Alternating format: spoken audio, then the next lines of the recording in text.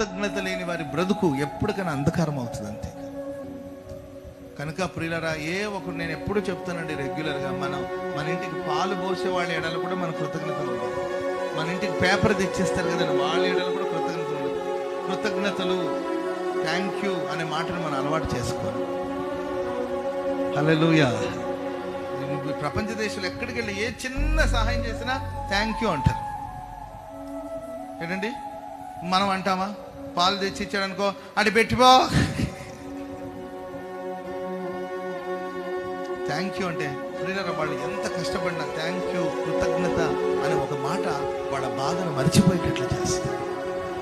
మనం ఎంతో కష్టపడి ఉంటాం, చిన్న మాట thank you brother, thank you sister, thank you మా అని ఒక్క మాట అంటే వాళ్ళు పడి ఉంటారు కదా, కష్టం, ఆ పెయిన్, ఆ బాధ అంతా ఆ ఒక్క మాటతో వాళ్ళు మర్చిపోగలుగుతారండి. అంతటి పవర్ ఉంది థ్యాంక్ యూ, కృతజ్ఞత